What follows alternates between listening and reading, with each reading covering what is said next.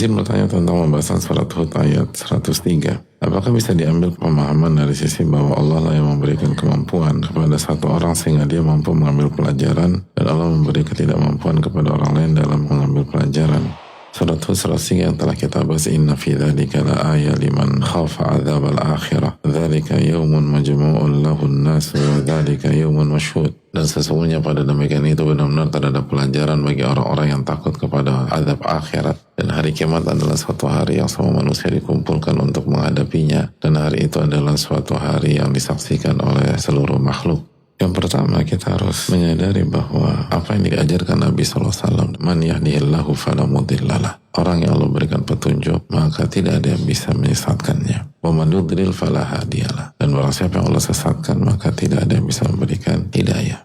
Maka Allah SWT memberikan kita hidayah untuk bisa mengerti dan memahami dan mengambil ibrah. Dan begitu juga apa yang Allah firmankan, fafahamnaha Sulaiman. Dan kami membuat Sulaiman memahami perkara ini. Ini menunjukkan bahwa Allah yang memberikan pengertian dan pemahaman kepada seseorang.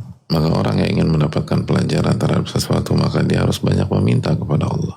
Makanya kita diajarkan setiap pagi membaca doa, Allahumma inni as'aluka ilman nafi'ah wa rizqan thayyiban wa amalan mutaqabbala. Ya Allah, berikanlah kami ilmu yang bermanfaat. Dan ilmu bermanfaat bukan hanya memahami atau mengambil pelajaran. Bisa jadi kita mengambil pelajaran tapi kita nggak amalin apa yang kita ambil. Tahu sih, ya tadi pelajaran itu saya ambil di kajian kemarin atau pada saat saya membaca buku minggu lalu. Terus kenapa nggak diamalin? Ya lo tahu kan kehidupan gini. Kan nggak semudah itu.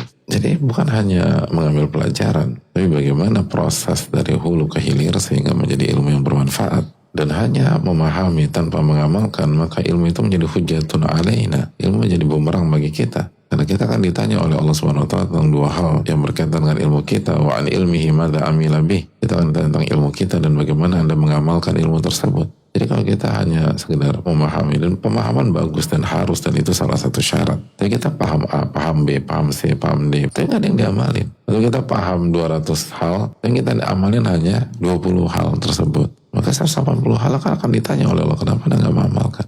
Simpel aja lah, kita paham salat subuh wajib, zuhur wajib, asar wajib, maghrib wajib, dan isya wajib, dan kita ambil pelajaran banyak. Tapi pada akhirnya kita hanya sholat zuhur, subuh nggak sholat, asar alasannya pulang kantor, sampai rumah maghrib kecapean, isya ketiduran. Jadi kita hanya sholat zuhur aja. Jadi apakah bermanfaat? Sekali lagi, mengambil pelajaran sangat penting dan nggak bisa dipisahkan. Tapi hanya mengambil pelajaran tanpa mengamalkan, maka ilmu itu tidak bermanfaat bagi kita. Kecuali kalau kita tidak mampu. Fa'tu minhu mastata'tum. Kerjakan sesuai dengan kemampuan kalian. Kalau kita nggak mampu, la wajib ma'al ajiz, kata para ulama. Tidak ada kewajiban jika Anda tidak mampu.